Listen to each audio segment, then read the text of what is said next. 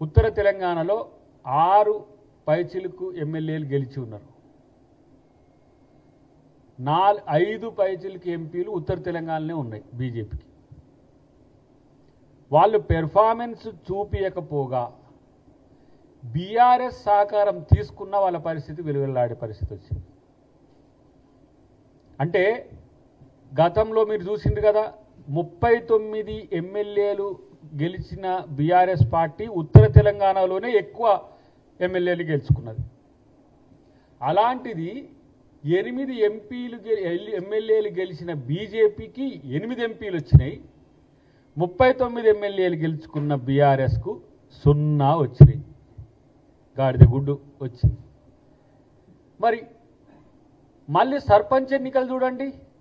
సర్పంచ్ ఎన్నికల్లో బీఆర్ఎస్కు బీజేపీ కంటే ఎక్కువ వచ్చినాయి. మున్సిపాలిటీల్లో బీజేపీ కంటే బీఆర్ఎస్కి ఎక్కువ వచ్చినాయి. కానీ అనుకున్న 2 కార్పొరేషన్లలో బీజేపీ కాంగ్రెస్తో తలబడుతున్నది. అంటే ఏంది? ఎక్కడ తగ్గాలో బీజేపీ అక్కడ తగ్గుతుంది, ఎక్కడ పెరగాలనో అక్కడ బీజేపీ పెరుగుతున్నది. దేనికోసం? కాంగ్రెస్ను ఓడించడానికి. బీఆర్ఎస్ పార్టీ ఎక్కడ తగ్గాలనో తగ్గుతుంది బీజేపీ కోసం, ఎక్కడ పెరగాలనో పెరుగుతుంది బీజేపీ కోసం. ఒకరికొకరు. మరోడు అరవింద్ మధ్యన చూసినాగా ఇట్లా అవిభక్త కవుల గురించి చెప్తే ఆయనకు ఆత్మగౌరవ సమస్య వచ్చినట్టు వచ్చింది.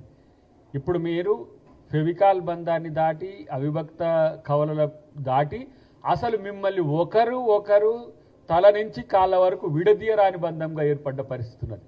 క్లోన్. నేను ఒక భాషలో చెప్పాలంటే బీజేపీ క్లోన్ బీఆర్ఎస్. 2 పువ్వులే. గులాబీని తీస్తే కమలం వాసన వస్తుంది, కమలం తీస్తే గులాబీ వాసన వస్తున్నది. ఈ 2 ఇటు మధ్యన మళ్ళీ ఎంఐఎం ఒకటి అక్కడక్కడ అప్పుడప్పుడు అలా పాత స్నేహాలన్నీ కూడా అట్ట కొనసాగుతున్న పరిస్థితి. ఎవరికి చెప్తావు బండి సంజయ్ నువ్వు? ఈ కహానీలన్నీ ఎవరికి చెప్తావు? అక్కడ మనోడు గంగుల కమలాకరుడు కొంచెం మోర్ ఎఫెక్టివ్ పర్సనాలిటీ. ఎందుకంటే కరీంనగర్ జిల్లా ఇన్ఛార్జిగా ఉంటుంది, మొన్న పార్టీ ఇన్ఛార్జిగా ఉంటుంది. ఇప్పుడేమో మొన్న ఎలక్షన్స్ సిరిసిల్ల ఇన్ఛార్జిగా ఉన్నా.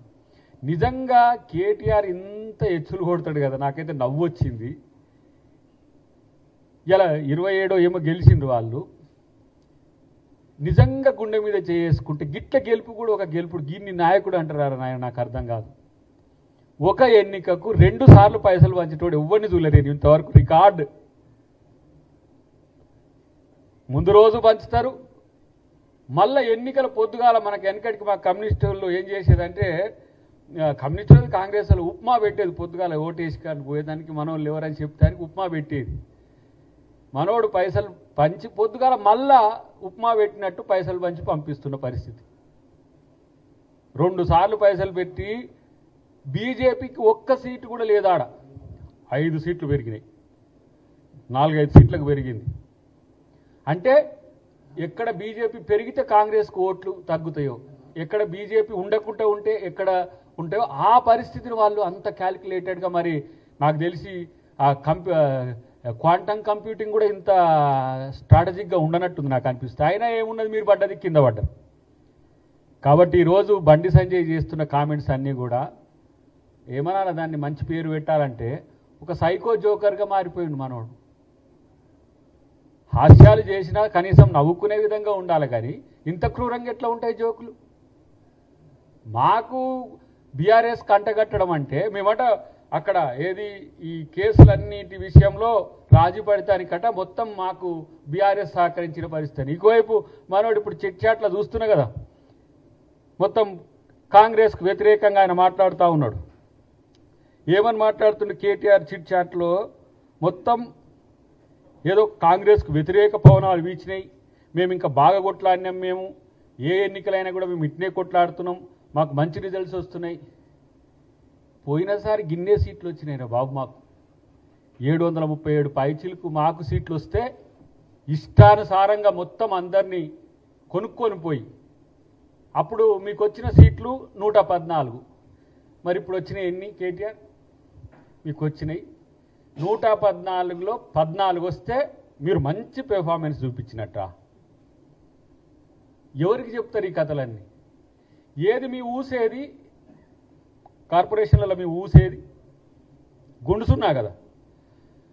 గుండు సున్నా వాళ్ళు కూడా మస్తు పెర్ఫార్మెన్స్ చూపించినామని చెప్పేసి ఏమో 1-2-3 పేపర్లు 1-2-3 పత్రికలు మీకు అనుకూలంగా ఉన్నట్లలో డాకా బజాయిస్తే ఫిగర్స్ అండ్ ఫ్యాక్ట్స్ ఎడిపోతాయి.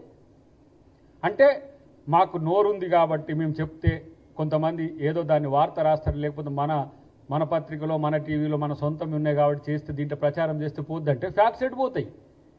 114లో 14 వస్తే మీరు పెర్ఫార్మెన్స్ చూపించినట్ట. 5 కార్పొరేషన్లలో మేము ఇప్పుడు 90 సీట్ల వరకు వస్తుంటే మేము మాకు ప్రజలు వ్యతిరేకంగా ఓటేసినట్ట. క్షేత్రంలో ఓడిపోయిన వార్డు మెంబర్లను కూడా కొనుక్కున్నారు మీరు.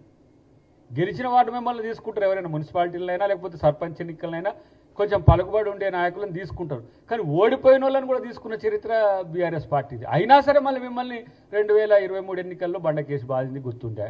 ఇప్పుడు ఓడిపోయింది కూడా అంగీకరించలేక మాకు మంచి సీట్లు వచ్చినాయి. మున్సిపల్ డివిజన్లలో కార్పొరేషన్ డివిజన్లో మీ వాటా ఏందో ఒకసారి సరి చూసుకోండి. కాబట్టి ఇవన్నీ కూడా కేవలం వాళ్ళ యొక్క ఉనికిని చాటుకోవడానికి, మాకు ఎక్స్ అఫిషియో సభ్యులకి ఏదో ఆ విధి విధానాలు తెలియదు అన్నట్టు ఈయన మాట్లాడుతుండే ఎవరు మనోడు కేటీఆర్. ఇక నువ్వు చెప్పాలి ఈ దొంగతనం చేసడానికి చేసి ఎక్స్ అఫిషియో దాన్ని మీరు గతంలో ఏం చేసిండ్రు, ఎన్ని రకాల మతలబులు చేసిండ్రు, ఎక్కడున్న వాళ్ళని గుంజుకుపోయారు నాకు తెలియదు 2020 ఎన్నికల తర్వాత.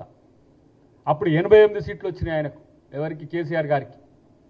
ఇలా ఏ తరహా నుంచి మున్సిపల్ ఎన్నికలు జరిగినాయి, ఎంత ఊపు మీద మీరు జరిగినప్పుడు కూడా భయంతో మొత్తం కాంగ్రెస్ పార్టీ కాదు ఇతర పార్టీలు ఎవరు ఎక్కడ ఉపయోగపడితే వాళ్ళని తీసుకున్న పరిస్థితి ఇలా కల్పించినా కూడా మనకి ఇక అదే తెలిసి రావట్లే.